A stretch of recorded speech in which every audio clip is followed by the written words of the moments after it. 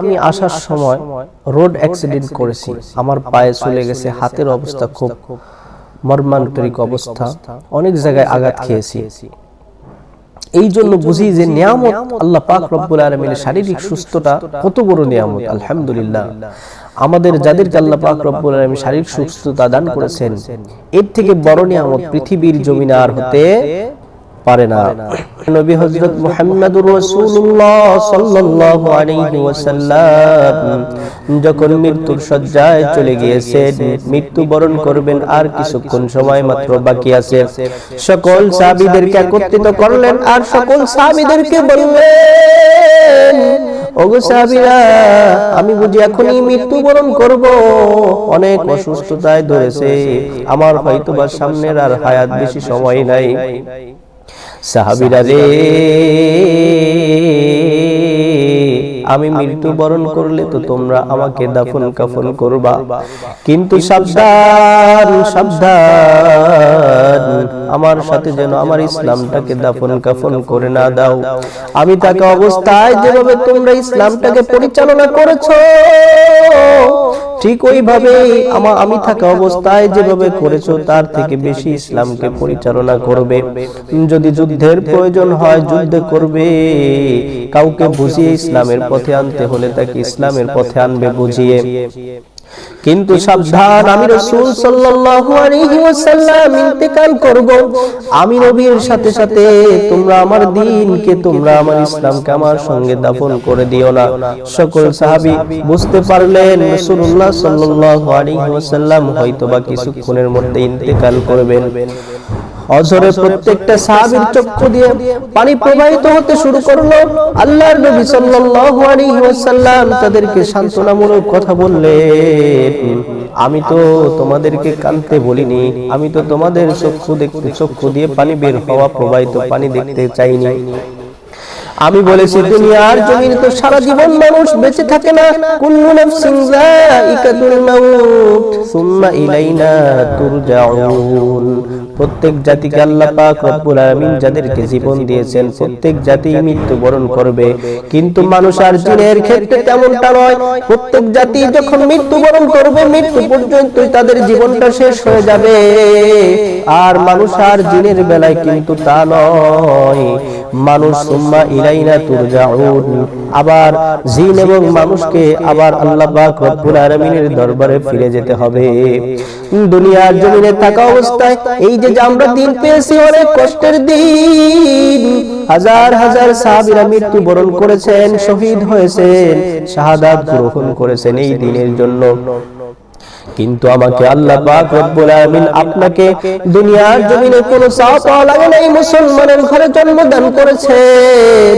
আমরা মুসলমান হতে পেরেছি, কিন্তু মুসলমান হয়েও মুসলমানের যে করণীয় কাজ করব সেটা কিন্তু আমরা বুঝতে পারতেছি না।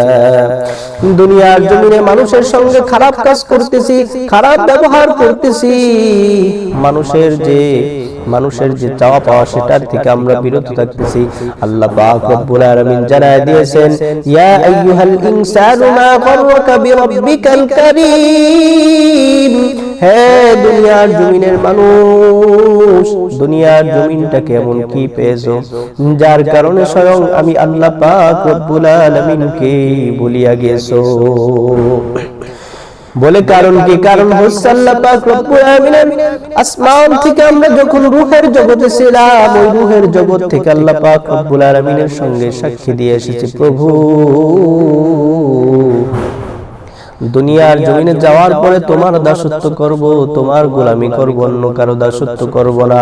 কিন্তু দুনিয়ার জমিনে আসার পরে আল্লাহ পাক রব্বুল আলামিনকে ভুলিয়ে গেছে। এই জন্য আল্লাহ পাক রব্বুল আলামিন আমাদেরকে জানায় দিয়েছেন, ওগো দুনিয়ার জমিনের মানুষ, তোমরা তো আমি আল্লাহর কাছে ওয়াদাবদ্ধ ছিলে, দুনিয়ার জমিনে যাওয়ার পরে দুনিয়া কেমন কি পেয়েছো যার কারণে আমি আল্লাহ পাক রব্বুল আলামিনকে ভুলিয়া গেছো।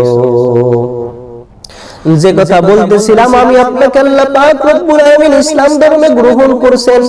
আর আমরা চাই নাই, আমরা কোনো কিছু আবেদন করি নাই, রব্বুল আলামিন আমাদেরকে মুসলিম ঘরে প্রেরণ করো।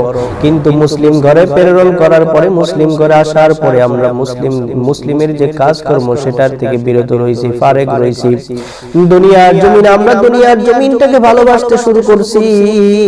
এই জন্য আল্লাহ পাক রব্বুল আলামিনের হাবিব সাল্লাল্লাহু আলাইহি ওয়াসাল্লাম জানায় দিয়েছেন, হুব্বুদ দুনিয়া রাসু কুল্লি খতিয়া। দুনিয়াকে যে ব্যক্তি ভালোবাসবে ওই ব্যক্তি যেন দুনিয়াকে ভালোবাসলো না, বরং সমস্ত গুনাহের মূলকে ওই ব্যক্তি ভালোবাসলো।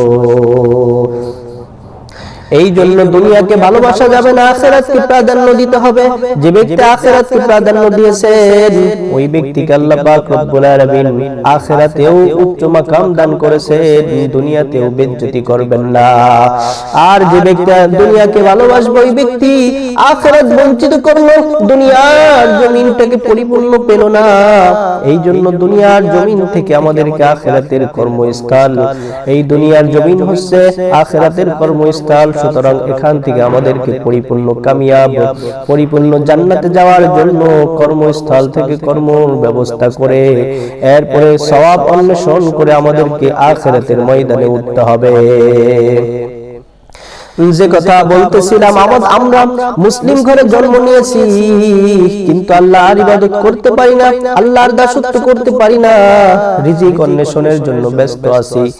যেমনি ভাবে আমাকে আপনাকে আল্লাহ পাক রব্বুল আলামিন আশরাফুল মাখলুকাত হিসেবে সৃষ্টি করেছেন। ওগো দুনিয়ার জমিনের মানুষ, একবারও কি ভাবো না পশু পঙ্খী আল্লাহ পাক রব্বুল আলামিনের হাজারো শ্রেষ্ঠতম জীব আছেন। এই সমস্ত জীব, পশু পঙ্খী, কুকুর, শিয়াল, বিড়াল, এরা এক সময় সকাল হলে রিজিকের অন্বেষণ করার জন্য তার বাসা থেকে, ঘর থেকে বের হয়ে যায়। তাদের যেমন ইবাদত করা লাগে না, আল্লাহর ইবাদত নিয়ে, উপাসনা নিয়ে তাদের কোনো টেনশন নাই। তুমি মানুষ, তোমাকে আল্লাহ পাক রব্বুল আলামিন দামি জিনিস হিসেবে প্রেরণ করেছেন, আশরাফুল মাখলুকাত হিসেবে সৃষ্টির শ্রেষ্ঠতম জীব হিসেবে প্রেরণ করেছেন। কিন্তু তুমি রাত ঘুমের মধ্যে কাটায়া সকাল হলে রিজিকের অন্বেষণ করো, আবার সকাল সারা দিন কাজ করে আবার সন্ধ্যার সময় তুমি ঘরে ফেরো রিজিকের অন্বেষণ করে, কাজকর্ম করে, দুনিয়ার সমস্ত গুনাহ খাতা নিয়ে তুমি ঘরে ফেরো। আর ওই পশু পাখি, শিয়াল, এরপরে কুকুর, সমস্ত জীব জন্তু কি করে? তারাও কিন্তু সারা দিন রিজিকের অন্বেষণ করে। এ মুসলমান, তোমাকে আল্লাহ পাক রব্বুল আলামিন দামি বস্তু হিসেবে দুনিয়ার জমিনে প্রেরণ করলো। তুমিও এক মাখলুক, কুকুরও এক মাখলুক, শিয়ালও এক মাখলুক। কিন্তু তারাও যেমন আল্লাহর ইবাদত করলো না, আল্লাহর ইবাদত করলো না, আল্লাহর দাসত্ব করলো না, তারাও সারা দিন ভর সারা জীবন কি করলো? তারাও সারা জীবন রিজিকের অন্বেষণ করলো। এরপরে তারাও এক সময় মৃত্যুবরণ করলো। তুমিও আল্লাহর মাখলুক, সৃষ্টির শ্রেষ্ঠতম জীব, তুমিও সারা দিন কি করলা? সারা দিন, সারা জীবনটা কাটাইলা দুনিয়ার মোহাব্বতে। এরপরে বলুন, একবার চিন্তা করে দেখুন, কুকুরের থেকে মানুষ কিন্তু বেশি তফাৎ নয়, ঠিক কিনা? এই কুকুর কিন্তু মানুষের থেকে বিচ্ছিন্ন নয়। কুকুরে যেমন জীবন যাপন করলো, আল্লাহর ইবাদত করার টেনশন করলো না। আমাকে আপনাকে আল্লাহ পাক রব্বুল আলামিন মানুষ হিসাবে সৃষ্টি করেছেন, আমি আপনিও কি করলাম না? আল্লাহর ইবাদত করার জন্য কোনো চিন্তা ফিকির করলাম না, ভালো কাজ করার জন্য কোনো চিন্তা ফিকির করলাম না। এই কুকুরের থেকে আমরা কিন্তু বেশি তফাৎ নই, বেশি দূরে নই, ঠিক কিনা? এই জন্য আমি আপনি টেনশন করব, মৃত্যু তো সকলেরই, মৃত্যু, কুকুরও মৃত্যুবরণ করবে, আমিও মৃত্যুবরণ করব। কুকুরের হিসাব কুকুরের কাছেই সমাপ্ত হয়ে যাবে। কুকুর আল্লাহ পাক রব্বুল আলামিনের দরবারে উঠবে না, কিন্তু আমাকে আপনাকে আল্লাহ পাক রব্বুল আলামিন ছেড়ে দেন নাই। দুনিয়ার জমিন থেকে ভালো কাজ করলেও আমাকে আপনাকে উঠতে হবে, আবার খারাপ কাজ করলেও আল্লাহ পাক রব্বুল আলামিনের দরবারে উঠতে হবে। সুতরাং হিসাব নিকাশ দিতে হবে আল্লাহর দরবারে। হিসাব নিকাশ দেওয়ার আগে একবার চিন্তা করতে হবে, আল্লাহ পাক রব্বুল আলামিন বিনা স্বার্থে, বিনা দরখাস্তে এই দুনিয়ার জমিনে আমাদেরকে প্রেরণ করেছেন। সুতরাং আমাদেরকেও আল্লাহ পাক রব্বুল আলামিনের ইবাদত করে এরপরে জান্নাতে যেতে হবে।